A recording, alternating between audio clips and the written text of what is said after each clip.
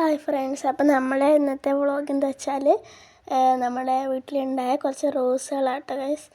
നമ്മളെ വീട്ടിൽ പലതരം റോസുകളുണ്ടായിരുന്നു കേട്ടോ, പണ്ടുണ്ടായിരുന്നു. ഇപ്പോൾ ആകെ ഈ റോസ് തന്നെ ഉള്ളു, ഒക്കെ കേടുപിടിച്ച് പോയി.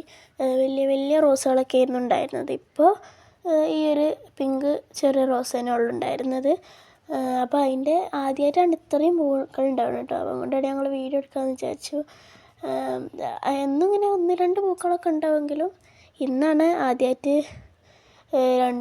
6 പൂക്കളൊക്കെ ഉണ്ടായിട്ടുണ്ട് കേട്ടോ. പിന്നെയും കുറച്ച് മുട്ടുകളൊക്കെ ഉണ്ട് പല സ്ഥലത്തായിട്ട്.